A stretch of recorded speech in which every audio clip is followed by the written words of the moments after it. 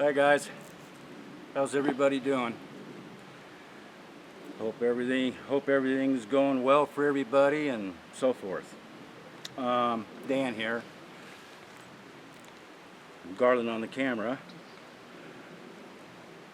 We're back up in our research area, and we got a break from the rain and the snow. So as you could tell, it's just in patches in this area. We're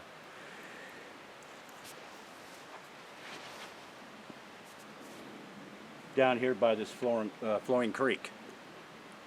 Last time I talked to you, remember I told you that we had a hell of a good winter, so, really good winter, and we got plenty of water. You might be able to hear that creek flowing right now. I'm not sure. We could sure hear it. Anyway, we've been up here early this morning, and it's our break time. So, during this time period, what I'm about to do is, for the first time ever, I'm going to release 5 years of research. And the research that I'm going to release has to do with all evidence of the existence of Sasquatch, and particularly what I classify as the Sierra Sasquatch. Okay? Me and Garland discussed this, and it's about time that this kind of information should be released to the public. Okay? So, and what I'm about to tell you,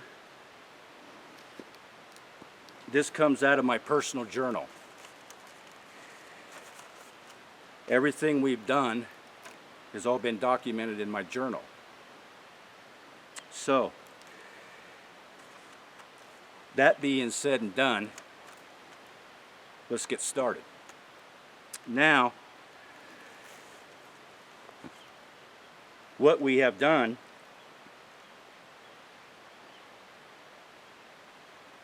is that it gets confusing on particular time periods if you're out researching. Certain time periods between day and night that the Sasquatch is more active. Okay? Well, it's taken us 5 years for all this information. The way I approached my research, very methodically, step by step. We had never just assumed anything. These are all facts. And why are they facts? Because this is research that's been done by strictly boots on the ground. Also done through our own personal interactions. Okay? So, this is what I call open windows of opportunity. Now, if you are in a vicinity where in fact that Sasquatches do exist or thrive, this is how it comes down. Now,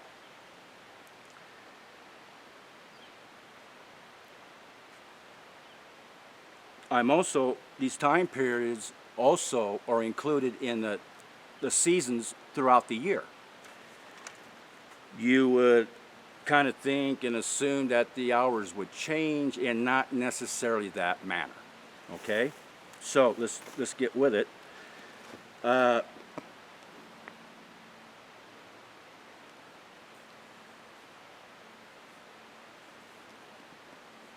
Now, right off the get-go, activity in the wintertime, it's very low, very low. The hours of activity in the wintertime, strictly day.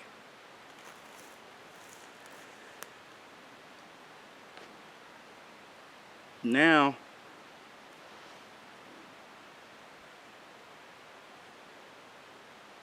if we go to the springtime, the activity hours are daytime, 9 a.m. through 2 p.m. This is springtime. The night hours for nighttime activity in the spring is about 8 p.m. to about 1 o'clock a.m.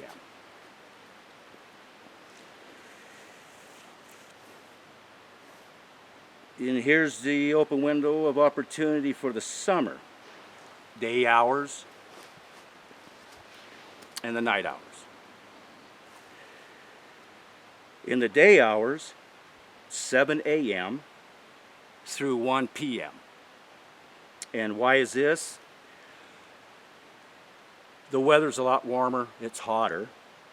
They're going to start out in the coolest part of the day, and they're going to go take a rest time period when the heat of the day starts, which is usually high noon.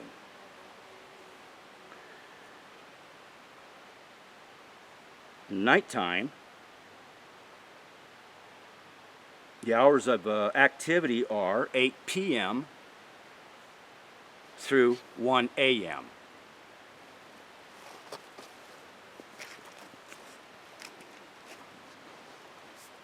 The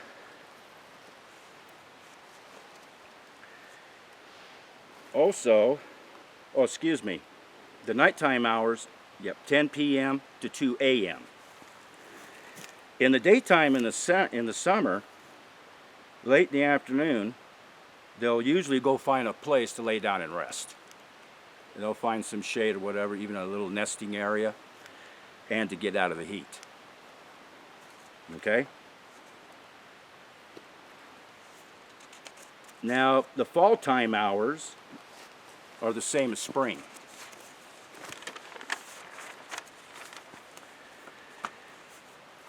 Now, tools that Sasquatch uses. Okay?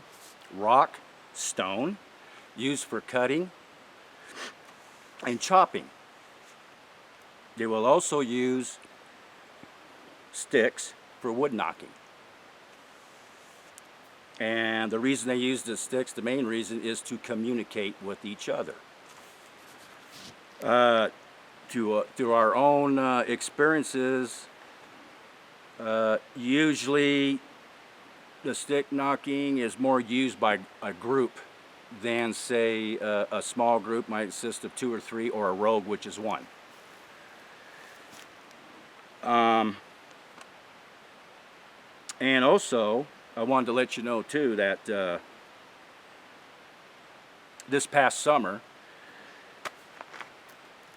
we did donate some artifacts to the Willows China Flat Bigfoot Museum. What the artifacts was an actual set of sticks used for knocking that we had discovered. We also had video that we've caught the knocking on video to back that claim up. The knocking sticks are in the museum as I speak right now. And since I brought that up, me and Garland would like to personally give a big thanks to all the board members in the China Flat Bigfoot Museum for accepting our donation. I want to give a special thanks to Garrett. Thank you, Garrett. Really appreciate what you've done for us. Thank you very much. Okay, now, they could build structures. You've already seen some I've documented. It's on video. They can build nesting areas. Now, the nesting areas is what we found out is actually what they are. They're temporary rest stops. Okay. Say, for instance, if they're out in the summer and they're foraging in those particular hours I mentioned, they would go to such a shelter to get out of the sun and the heat. They would lay there until the evening comes down, and the weather starts getting cooler. They'll come out and be active again.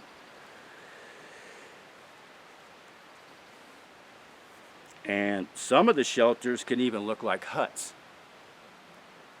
Now, what this shows is that the Sierra Sasquatch is very intelligent. You have to have a thinking mind in order to build and construct an item. Now,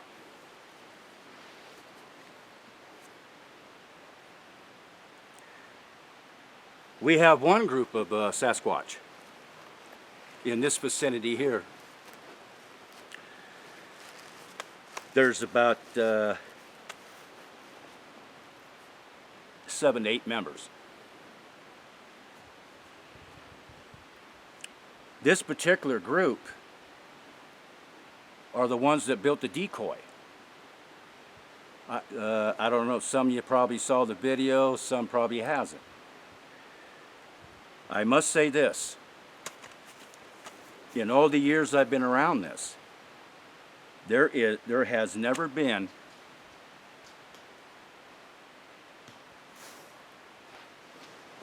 something throwing shit. we got something throwing stuff at us right now. Did you hear that? Yeah. Just landed right over there. Right to the right of me. We're just going to keep filming, people, because when they are around, we just keep it filming. Hopefully, they'll expose themselves. Now, back to the decoy. Now, something like this has never been documented before. Absolutely has never been documented. In fact, this is the first time it has ever been seen. Well, we documented it. That's another one of our achievements.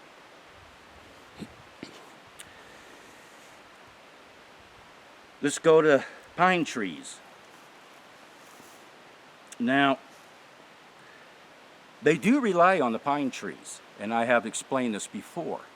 And why is this? Well, they use the forest is nothing other than it's just a vast area of items to be used as tools, whatever they feel like using it as.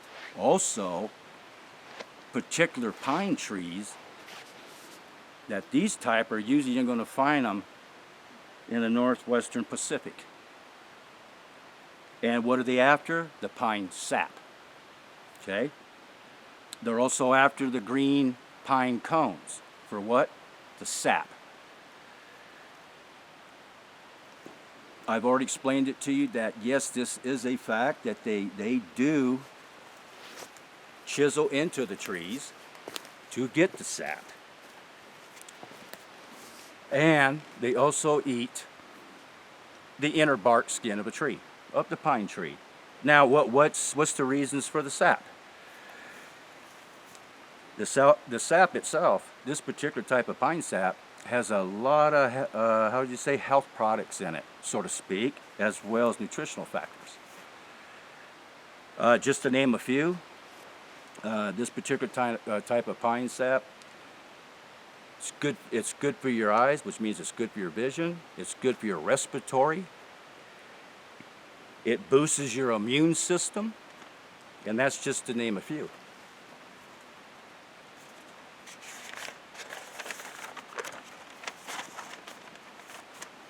Now, in the last 5 years, we have researched on 2 groups.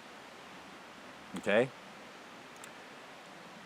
These 2 groups are obviously they're in 2 activity areas. They are approximately 20 to 23 miles apart in distance, these 2 groups. The first group that we did research on, it had members that were 8 to 9 that were in the group. The second group is this one right here. 7 to 8 members.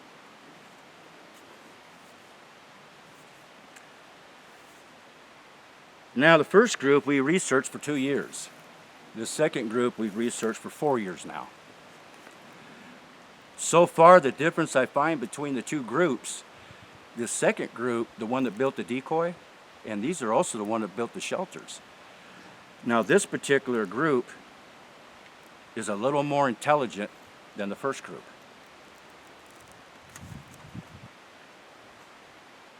In my personal opinion, and I'm staying with the facts, if I was to guess why, my guess would be this, because it's like I said before, there is several different types of species of Sasquatch in the Sierras. Now, something else we found out. Each group seemed to have only one female, one single female. Now, the first group we have seen that female. Now, the second group we have not seen her yet. These groups, without a shadow of a doubt, they will protect their female. That is their mainstay of reproducing. They will protect this female with their life. These groups also have juniors, both groups. And they will protect the juniors and the babies with their lives.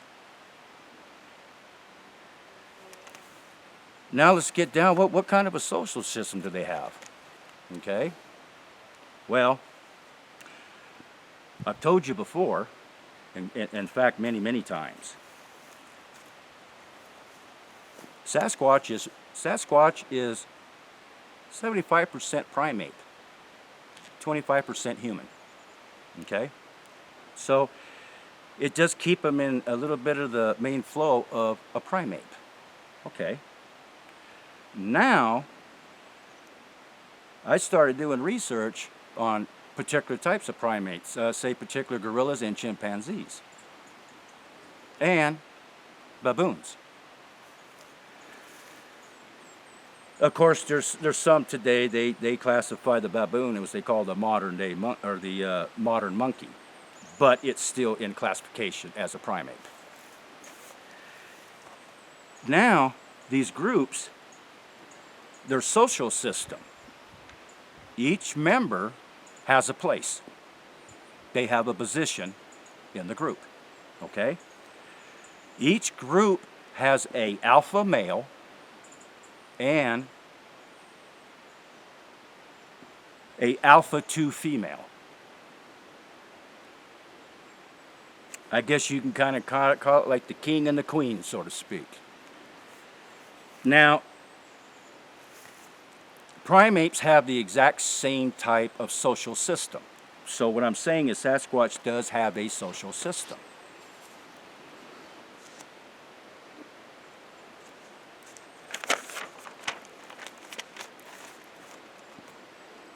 Okay, now, where do they live? How come nobody can't find them? Where do they live? Where do they go? I have always said for years, my conclusion on this, because I used to answer myself the same question, they live in the ground, okay? Whether it's an old abandoned mine, it could be a natural den, cavern, and caves, okay? They will also live above the ground. Now, when they live above the ground, I know now that's just a temp. That's temporary. That's temporary shelter. Their real mainstay or their lair is in the ground. That's a guarantee.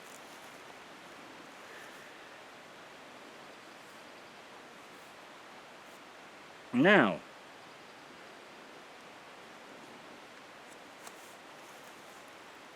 in the last couple years, I have done some extensive research into the past. So, what I'm really saying is I believe that I had found the origins of Sasquatch. The origins go back around 300,000 years ago, okay? During that time period, there was 3 particular species of hominins that I was interested in, okay? One was Homo habilis. The second one was Homo erectus. And the third one was Homo ergaster.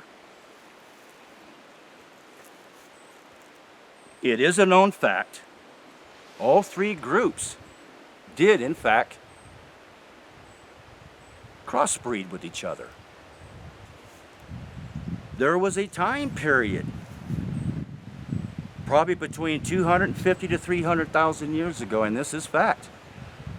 There were several different types of species of hominins that came out of this group, which you would call a hybrid. Okay, are you following me? This is what I call the connection between Sasquatch in this time period. And this is what I find is so uncanny. Now, Sasquatch's diet, what he eats, it's exactly the same as the three species I had just mentioned from the past. Habilis, erectus, egaster. Same type of diet. Nothing different. The same. The dwellings, where they live, the same. They live the same way.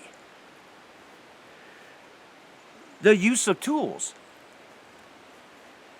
Sasquatch uses tools more or less the same as the others did.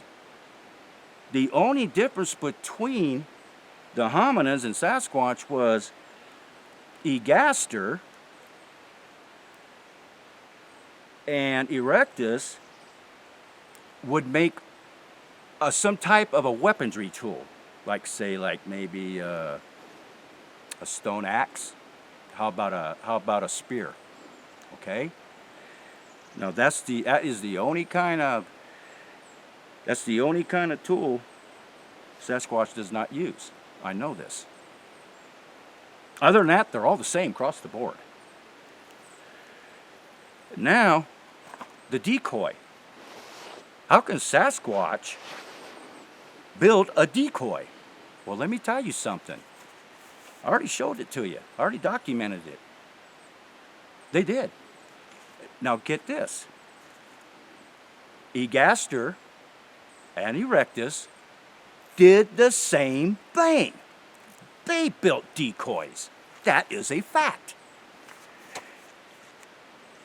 Two different types of prey that they used decoys for. One was fowl. The other one, yes, deer.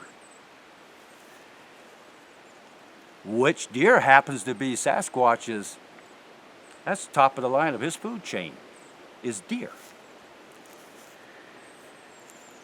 Don't you find that uncanny yourself, that they're so related? That's why I call it the connection.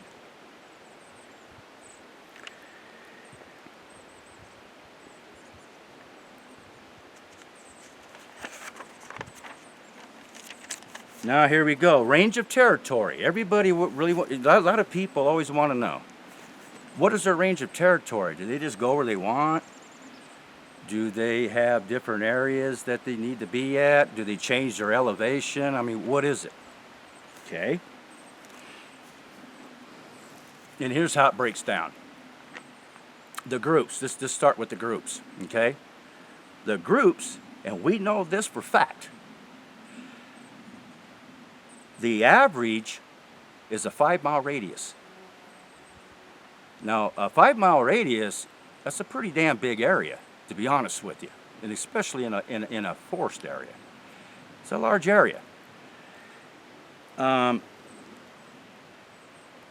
It's a lot easier for the group to control themselves as in a social unit. They also, I know this for a fact, when we started doing research on what is their actual range, we've hit areas where I'd hit a 5-mile radius and it's like a boundary line.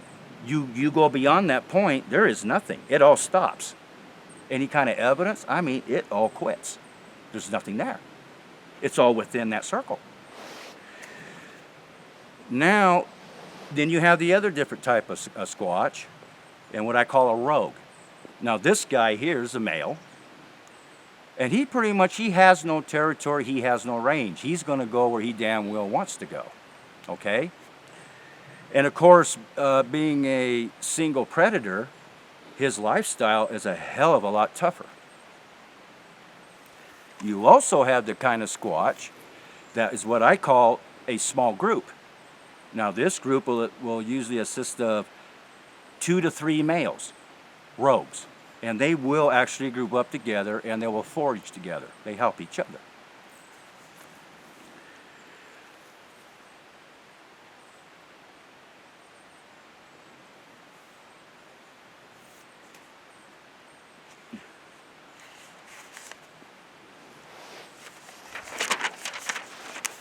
Markers.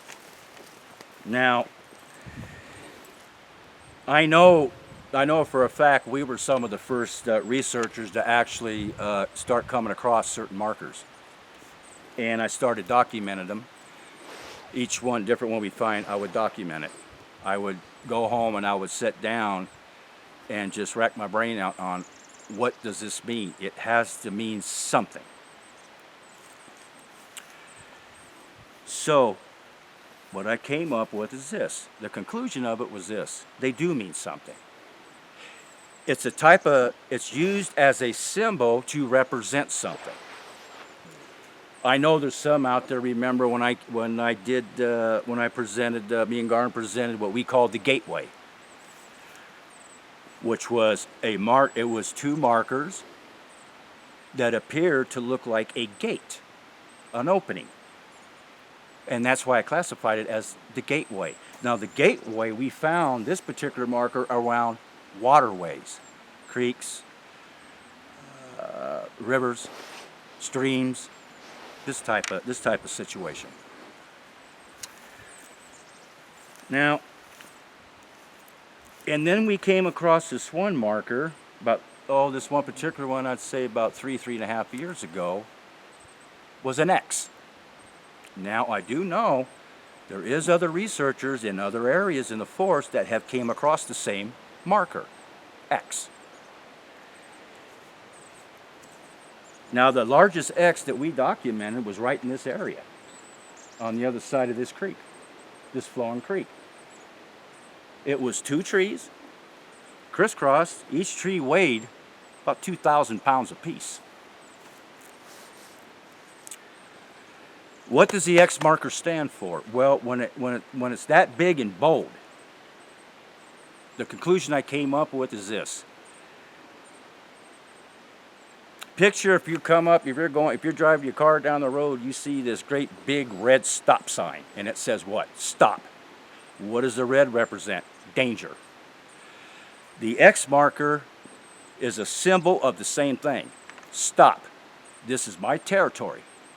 This is a warning. If you go into my territory, you're at your own risk. That's what he's telling me. There was another peculiar marker that we came across, and this was with the first group. Now, the only time that we had found these particular types of markers was with groups only. The rogues and such, there's not really much markers, but what they'll do is they'll snap and break trees. And that's another story. Now, this other marker we came across, we documented, it's shaped like the letter Y, except what they do is they hang it upside down. Now, the largest marker that we have came across, it was put into a tree upside down. It was a tree that had forked branches that looked just like the letter Y. This was some type of a warning sign too, because you see at that time when we came across this, I had been tracking this one group at that point for almost 2 years. And we came up to this one point and we were so damn close in finding where they lived. And this is the point where we came across that huge marker was hanging up in a tree. Isn't that right, Garland? Oh, yeah. And I'm telling you what, you should have seen it, because we have no idea how the hell they got it into a tree. It was put 20 feet up into the tree. Now, these are just some of the markers that I'm talking about, okay? There's quite a few more. What I'm basically doing is I took all this evidence in 5 years I took the highlights out of my journal and I put this in a summary form, okay? This is in a summary form. Now we get to tree breaks. Now a lot of questions have been, why does the hell does Sasquatch break trees? Good question. Well, the answer is this. They'll break them as markers. Some particular markers, you have to understand what they represent. You also have to examine in the type of positioning they're at. Also look around the vicinity. What does it represent? Okay? What you will find out in a lot of cases, what I call the common snap or break is usually a directional. In other words, it could be a point of travel. It could be where it's point in a direction of a point of travel. And also, you have the old standard, Sasquatch will also snap and break trees at a pure aggression. And we know this for a fact.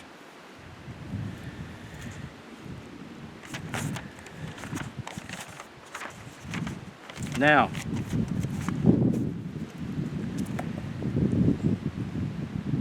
did you hear that? I'm telling you, sometimes what happens, sometimes this group will come out, you see, and I know they're out today because this is the first actual break. I think yesterday and today's the actual first break that we've got in a month, okay? Because I got a lot of work to get done. We both do, right, G? Yes, sir. Now, anyway, so that was a summary of the evidence that we have collected so far in 5 years. All the years I've been doing this, there is nobody out there that has collected this type of evidence. Now, remember when I said that if anybody out there had some constructed type of questions they wanted to ask me, and I said if they were, I would answer you? Well, I got 2 of them that I'm going to answer today. Okay? And these, to be honest with you, these are excellent, excellent questions. I love to have my brain picked on what I know in this field. I really do. I really do. I don't get that chance very often. So what I'm going to do, I'm going to start off with a gentleman who asked me several questions. And I'm going to start off with, his name is Steve Slagwoski, if I'm pronouncing your last name properly, Steve.